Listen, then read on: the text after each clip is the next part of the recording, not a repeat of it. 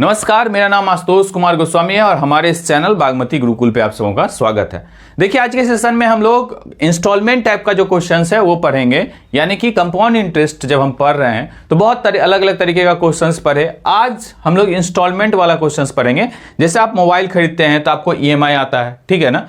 EMI पे लोग mobile खरीदते हैं, टीवी खरीदते हैं, फ्रिज खरीदते हैं। तो इस तरीके का ही क्वेश्चंस जो हमारे डेली यूज में है, और ऐसा क्वेश्चंस जब हमसे पूछा जाता है पेपर में तो उसको हम लोग कैसे आसानी से सॉल्व कर सकते हैं। कि अगर मान लीजिए कोई आप मोबाइल खरीदते हैं तो बजाज फाइनेंस से जैसे खरीदते हैं तो बोलता है कि 8-12 का ये स्कीम है, यानी कि कोई पैसा है, जैसे मान लीजिए 10,000 का फोन है या 12,000 का फोन है तो 8-12 का स्कीम ये है, वो बोला 0 ईएमआई, कोई पैसा नहीं लेंगे आपसे हम, मतलब 0% इंटरेस्ट रेट रहेगा। तो यानी कि 12,000 में आपको जो चुकाना है वो 4,000 अभी चुका देना है और 1,000 करके 8 महीना में चुकाना है, यानी कि 8-12 का स्कीम उसको लोग कहते हैं ऐसा। तो खैर कोई बात नहीं है, हम लोग यहाँ पर आपको कुछ क्वेश्चंस है बहुत आराम से सिखाने की कोशिश करेंगे। आपका जो पर्पस है वो है एग्जामिनेशंस में क्वेश्चंस अगर आता है तो आप कैसे उसको सॉल्व करें, और साथ ही हम अपने दैनिक जीवन में भी समझ सके कि क्या मामला है इंस्टॉलमेंट का। क्या कर रहा है कि एक आदमी उधार लेता है कुछ मनी, कितने रेट पे, तो आप बोलेंगे सर 4% रेट पे ये बोल रहा है पर एनम पे, कंपाउंड इंटरेस्ट पे, ठीक है ना। और वो भाई साहब 2600 रुपया पे करता है पहला किस्त फर्स्ट ईयर में, और दूसरे साल में 2704 रुपया पे करता है। और फिर हमसे ये पूछ रहा है कि आखिर भाई वो उधार कितना लिया था, ठीक है ना। क्योंकि देखिए ये 2704 और 2600 में मूलधन भी है और उसका इंटरेस्ट भी है, तो आप इस दोनों को जोड़ करके ये नहीं कह सकते हैं कि इस दोनों को जोड़ करके जो आया वही उधार लिया था, तो ऐसा नहीं है। तो देखिए इस तरीके का क्वेश्चन अगर आता है तो बहुत सावधानी से हम पहले बनाएंगे। क्या करेंगे कि 4% अगर है तो इसके लिए फ्रैक्शन लिखते हैं 1/25। तो बोलेंगे जी सर ये तो सही है।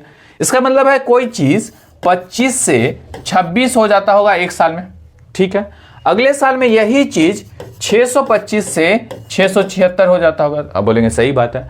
अब देखिए पहले साल ये 26 यूनिट देता होगा, रिटर्न करता होगा, अगले साल 676 यूनिट रिटर्न करता होगा। लेकिन इस 26 यूनिट में जो मूलधन है, प्रिंसिपल है, वो कितना होता होगा, वो 25 यूनिट रहता होगा, और 1 यूनिट क्या रहता होगा उसका इंटरेस्ट। उसी तरीके से 676 में 625 यूनिट जो है वो उसका मूलधन रहता होगा, यानी प्रिंसिपल वो चुकाता होगा, और बाकी का जो बचा है वो इंटरेस्ट चुकाता होगा। क्योंकि ये वाला चीज होता है क्या चीज, प्रिंसिपल, और ये वाला चीज होता है अमाउंट। क्लियर। अब देखिए एक्चुअली में 26 यूनिट जो है वो पहले साल में जो पैसा दे रहा है वो कितना पैसा दे रहा है, तो ये 2600 दे रहा है। इसका मतलब ये है कि 1 यूनिट रिप्रेजेंट कर रहा है कितने को, तो 100 को, और ये भाई साहब दे रहे हैं 25, यानी पहले साल में जो चुकाएंगे वो 25 गुने 100 यानी 2500 रुपया ये मूलधन के रूप में चुकाएंगे, और 2600 रुपया अमाउंट यानी 100 रुपया उसका इंटरेस्ट होगा। दूसरे साल की कहानी पे आते हैं तो ये कहें हम कि 676, लेकिन ये चुका रहे हैं कितना, 2704। इसका मतलब ये है कि 1 यूनिट जो होगा भाई मेरे वो 2704, और इसको डिवाइड करेंगे 676 से। आपको लग रहा है कि कुछ ये कटेगा पिटेगा, तो 6 चौक 24, 2704, ठीक है। चलिए काटते हैं इसको, कुछ तो कट ही जाएगा। इसको काटेंगे तो पहले तो हम इसको कितने से काट दें, 2 से काट दें, 6 चौक 24 और 76, 4 जा करें अगर हम तो 6 चौक 24 4 हाथ में 2 और 7 चौक 8 2 304। इसका मतलब ये 4 से ये कट जाएगा, है ना। आप करके देख लें, 4 टाइम्स कट जाएगा, मतलब 1 यूनिट 4 के बराबर है। तो 625 को अगर हम 4 से गुना कर दें तो 600 को 4 से गुना करेंगे तो कितना होगा 2400, और 25 को 4 से गुना करेंगे तो 100 यानी कि 2500, यानी कि 625 को अगर हम 4 से गुना कर देंगे तो ये हो जाएगा 2500। इसका मतलब ये है कि 5000 हमारा क्या रहा होगा, प्रिंसिपल रहा होगा, और बाद बाकी इस दोनों को जोड़ेंगे वो हमारा क्या रहा होगा, अमाउंट रहा होगा। और इन दोनों का जो डिफरेंस अगर पूछता, यानी कंपाउंड इंटरेस्ट पूछता, तो इन दोनों का डिफरेंस करते तो हमको कंपाउंड इंटरेस्ट आ जाता। ये बात आपको समझ में आ रहा है कि ये 5000 हमारा सही जवाब है। 5000 रुपया इन्होंने उधार लिया, एक किस्त चुकाया 2600 का और दूसरा किस्त चुकाया 2704 रुपए का। ये क्लियर है। अगर ये क्लियर है तो ये क्वेश्चन आप बनाइए, इसको बनाइए, एक बार कोशिश कीजिए। सेम टू सेम क्वेश्चन है, कोई बदलाव नहीं है। क्या कह रहा है कि रमेश उधार लेता है 10% पर एनम के कंपाउंड इंटरेस्ट से, वो पे करता है 1650 रुपया पहले साल और 325 रुपया दूसरे साल। तो आप हमको ये बताइए कि 2 साल में how much more he paid, मतलब उसका इंटरेस्ट क्या रहा, ठीक है ना। तो सबसे पहले तो इसके लिए हमको प्रिंसिपल निकालना ही होगा, तभी तो हम इंटरेस्ट फाइंड करेंगे। तो चलिए पहले ये है कि रेट अगर भाई मेरे 10% है तो इसका फ्रैक्शन लिखते हैं हम लोग 1/10, यानी एक साल में कोई चीज 10 से 11 हो रहा होगा, अगले साल में यही चीज 100 से 121 हो रहा होगा। अब ये 11 यूनिट जो है वो रिप्रेजेंट कर रहा है किसको, 1650 को। तो 11 जो यूनिट है वो एक्चुअली में है 1650 के बराबर। तो इसका मतलब ये है कि एक यूनिट जो होगा वो 1650 और भागा 11, 11 का 11 55, यानी 150, है ना। तो पहले साल में ये 10 यूनिट जो प्रिंसिपल है वो 10 यूनिट नहीं है, वो जो चुका रहा है पैसा, यानी कि 1650 रुपया जो वो दे रहा है जिससे उधार लिया उसको। तो अगर 1650 दे रहा है तो उसमें उसका जो मूलधन जो कट रहा है वो कितना कट रहा है, तो वो कट रहा है 10 यूनिट ही, और एक यूनिट है 150 का, तो 10 यूनिट यानी कि 1500 रुपया उसका मूलधन कट रहा है, ठीक है ना। वो जितना भी उधार लिया था उसका मूलधन, ठीक, और वो भाई साहब दे रहा है कितना, तो 1650 रुपया दे रहा है। क्लियर बात। अब अगला साल आते हैं, तो अगला साल कितना है, तो 121 यूनिट, और 121 यूनिट रिप्रेजेंट कर रहा है किसको, 325 को। तो इसका मतलब यह है कि एक यूनिट कितने के बराबर होगा, तो आप कहेंगे सर 325 को भाग कर दीजिए 121 से। क्लियर बात यहां तक। अगर 325 को हम 121 से भाग करेंगे तो 11 का 11 से, और 11 दूनी 22, बच गया कितना, 8, 8 11 8 बच गया, 22 8 ना, ठीक है 8, हाँ 8 और 82, 11 7 77 और 7 5 12, यानी कि 275, ठीक। अब फिर इसको काटेंगे तो क्या हो जाएगा, 11 दूनी 22, 11 5 55, यानी 25। कहने का मतलब ये है कि ये 100 जो है वो 100 नहीं है, ये है इसमें 25 यूनिट मल्टीप्लाई होगा, यानी कि ये जो वैल्यू हो जाएगा ये 2500, और यहां ये भाई साहब दे रहे हैं यानी कि 30-25 दे रहे हैं। कहने का मतलब ये है कि ये है हमारा प्रिंसिपल और ये है हमारा अमाउंट, यानी कि ये हो गया 0 0 5 5 10, 1 2 1 3 और 1 4 है, 4000 रुपया प्रिंसिपल था। ये दे कितना रहे, 5 5 2 7 6 और 4, यानी कि 4675। तो इस दोनों के बीच का जो अंतर है वही हमारा क्या होगा, कंपाउंड इंटरेस्ट, यानी 675। बताइए, देखिए समझिए, इसको बहुत आसानी से हम लोग इसको बना रहे हैं, और ये 675 हमारा इस क्वेश्चन का सही जवाब होगा। अगला क्वेश्चन लें हम, अगला क्वेश्चन ले, इसको पढ़ें क्वेश्चन को गौर से, और आप खुद बनाने की कोशिश करें। देखिए, आप जब तक खुद से अप्रोच नहीं लेंगे फिर हम लोग सीख नहीं पाएंगे, ठीक है ना। हम तो ऐसे ही बनाते चले जाएंगे और फिर आपको देखने में अच्छा लगेगा, सुनने में अच्छा लगेगा, लेकिन सीखना जो है वो धीरे धीरे की प्रक्रिया है और लगातार निरंतर प्रैक्टिस करने की प्रक्रिया है। आप जब तक खुद प्रैक्टिस में नहीं रहेंगे फिर हम लोग सीख नहीं पाएंगे इसको। क्या कर रहा है ये जो क्वेश्चन है कि सुरेश एक भाई साहब हैं, वो उधार लेते हैं कुछ पैसा 20% पर एनम के कंपाउंड इंटरेस्ट से। सुरेश भाई साहब पैसा उधार लेते हैं 20% प्रति वर्ष के कंपाउंड इंटरेस्ट से, और वो पे करते हैं 300 रुपया पहले साल, और 1440 रुपया दूसरे साल, और 1512 रुपया तीसरे साल, ठीक है ना। अब हमसे ये पूछ रहा है कि आखिर ये बताइए आप हमको कि हाउ मच इंटरेस्ट ही पे, वो इंटरेस्ट कितना रुपया वापस कर रहा है, ये चीज हमसे पूछ रहा है। तो देखिए, पहली बात तो ये है कि अगर बोला है 20%, तो इसके लिए फ्रैक्शन लिखते हैं हम लोग 1/5, है ना, 1/1/5। तो कोई चीज एक साल में 5 से 6 हो रहा होगा, दूसरे साल यही चीज 25 से 36 हो रहा होगा, तीसरे साल यही चीज 125 से हो रहा होगा, कितना, तो 216 हो रहा होगा, है ना। बताइए, ठीक है। 6 7 3 6 18 3 21, ठीक है ना, 6 का क्यूब। अब इतना बात आपको समझ में आ रहा है, तो आप बोलेंगे जिस तरह आ रहा है। अब देखिए, पहले साल एक्चुअली में 6 यूनिट जो वो दे रहा है, वो 6 यूनिट कितने को रिप्रेजेंट कर रहा है, 300 को। तो एक यूनिट कितने के बराबर होगा, यानी कि 50 के बराबर हो जाएगा। तो अगर एक यूनिट 50 के बराबर है तो वो 5 यूनिट नहीं रिटर्न कर रहा है, वो कितना रिटर्न कर रहा है, 5 और गुने 50, 5 गुने 50, यानी 250 वो रिटर्न कर रहा है, ठीक। क्लियर बात। 250 प्रिंसिपल के रूप में रिटर्न कर रहा है, और एक्चुअली में अमाउंट के रूप में वो जो रिटर्न कर रहा है वो कितना रिटर्न कर रहा है, 300। अब दूसरे साल की कहानी पे आते हैं, तो 36 यूनिट, और 36 यूनिट रिप्रेजेंट कर रहा है किसको, तो 1440 को। तो एक यूनिट किसके बराबर होगा, तो आप कहेंगे सर 1440 को 36 से भाग कर दीजिए, 6 6 36, 6 दूनी 12, 6 चौक 24, और 6 चौक 24 यानी 40, ठीक है ना। तो दूसरे साल यानी कि 40 यूनिट, तो यहां जो 25 है वो 25 और गुने 40 करेंगे, तो यानी ये हो जाएगा 1000, और यहां तो भाई साहब ये 1440 रिटर्न कर रहे हैं, ठीक। अब आते हैं कहानी तीसरे साल की। तीसरे साल यानी कि 216, और यहां है 1512, यानी कि बात यह है कि 216 रिप्रेजेंट कर रहा है 12 को, तो 1 यूनिट कितने के बराबर होगा? तो आप कहेंगे सर 1 यूनिट जो होगा वो 1512 और इसको भाग कर देंगे 216 से। काटिए इसको, 216 और 1512। तो आप कहेंगे कुछ नहीं समझ में आ रहा है सर। तो 7 तिया 21 और 2 तिया 6 और 3 से काटेंगे 5 तिया 15, 0 और 4 तिया 12। क्लियर है बात? इतना बात समझ में आ रहा है? फिर अगर काटना है तो 8 से काटेंगे तो 9 8 72 और 8 से काटेंगे 8 6 48, 8 3 24, 9 7 63 यानी 7 यूनिट।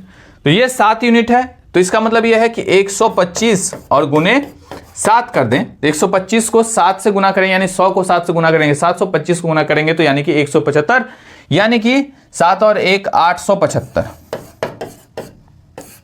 और यहां जो भाई साहब दे रहे हैं पैसा वो है 1512। तो इस सब को जोड़ेंगे तो ये हमारा आ जाएगा प्रिंसिपल, इसको जोड़ेंगे तो अमाउंट आ जाएगा, इस दोनों का डिफरेंस कर देंगे वही हमारा कंपाउंड इंटरेस्ट होगा। यानी कि ये हो गया 5, 7 5 12 का 2, हाथ में 1, 8 1 9, 9 1 10, 10 2 12, 1225। बताइए इसको जोड़ेंगे तो ये है 2, ये है 4 1 5, 5 4 9 3 12 का 2, हाथ में 1 1 1 2 और ये हो गया 3252। बताइए सही जा रहा है? क्लियर है मामला?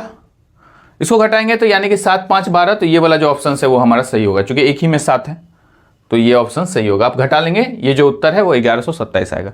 ये बात आपको समझ में आ रहा है? बहुत आसानी से हम बताने की कोशिश कर रहे हैं। अगला चलिए देखिए, इस तरीके का क्वेश्चन अगर हम लोग बनाने की कोशिश करते हैं तो क्या कहता है कि अंकित परचेज अ कूलर, ठीक है ना, at a condition that will pay 3240 at the time of buying. मतलब जिस समय वो खरीद रहा है उस समय कूलर का जो कीमत है वो 3240 रुपया वो दे रहा है, ठीक। उसके बाद उन्होंने 3 किस्त दिया, पहला साल, दूसरा साल और तीसरा साल। पहला साल जो दिया वो 4356 रुपये का, दूसरे साल दिया 4596 का और तीसरे साल दिया 5324 रुपये का किस्त, ठीक है। इतना बात हमको समझ में आ रहा है। अब हमसे क्वेश्चन में ये पूछ रहा है कि अगर रेट ऑफ इंटरेस्ट 10% है तो कैश प्राइस क्या होगा?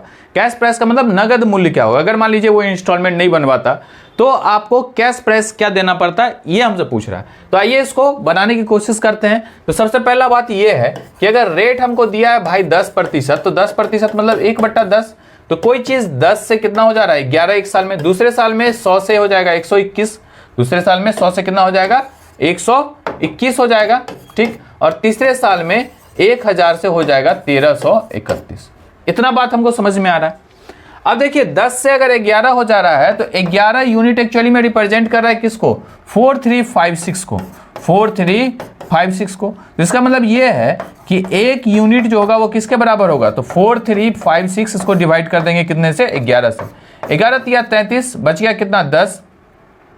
105, 11 9 99 और 9 6 15, 11 6 फिर हो जाएगा 66, 396। इसका मतलब ये है कि ये 10 यूनिट नहीं है, ये है 3960 और यहाँ है ये 4356।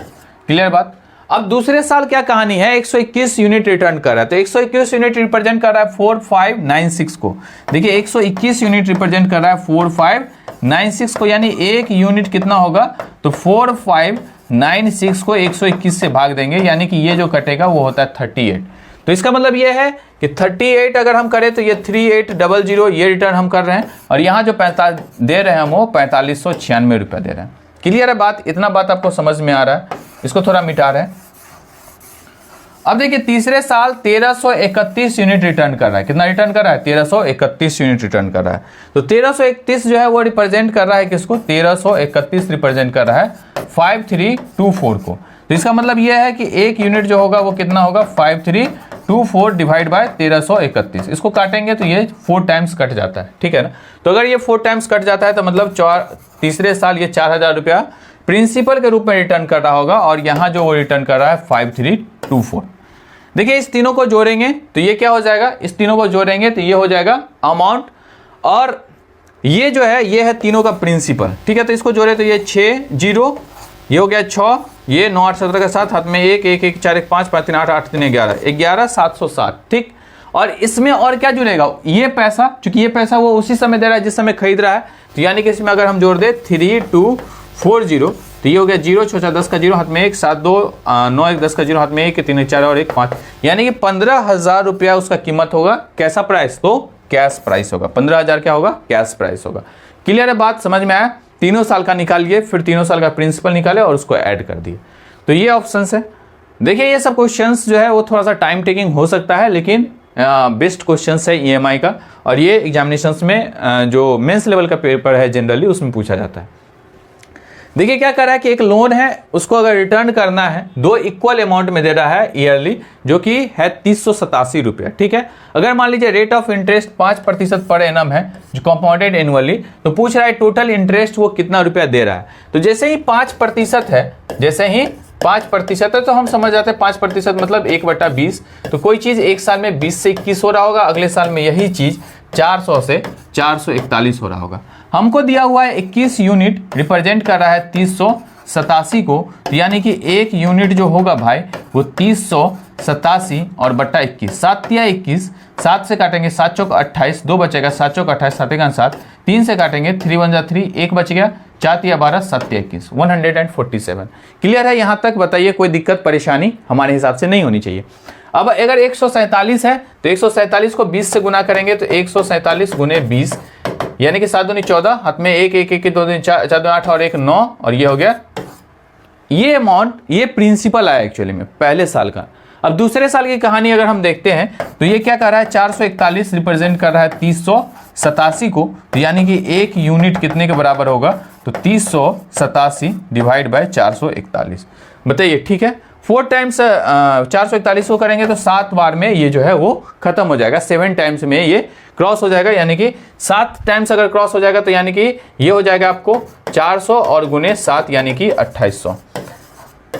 0 4 नॉट 7 का 7, हाथ में 1 1 1 2 4, 5740 रुपया। और यहाँ अगर हम देखें तो 3087 यानी कि 3087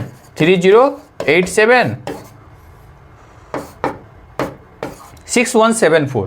तो कहने का मतलब है इन दोनों का जो अंतर होगा यानी कि 6174 और 5740, यही इंटरेस्ट होगा जो कि वो चुका रहा होगा, यानी 7 4 11 434। ठीक है ना, 434 ये इंटरेस्ट है जो कि वो रिटर्न कर रहा है 2 साल में। आपको समझ में आया? इसमें हमको ये भी पूछ सकता था कि प्रिंसिपल क्या हुआ, तो प्रिंसिपल हमको अगर पूछता तो ये 5740 या 5740 जो है वो हमारा प्रिंसिपल होता है। तो इस तरीके का क्वेश्चंस ईएमआई पे फ्रेम होता है, इंस्टॉलमेंट पे फ्रेम होता है, आपसे कैश प्राइस पूछा जा सकता है। तो ये तमाम तरीके का क्वेश्चंस हम लोग देख सकते हैं जो कि पेपर में आता है। चलिए बहुत बहुत धन्यवाद। अब हम लोग इसके बाद करेंगे सक्सेसिव टाइप का क्वेश्चन। Okay, thank you.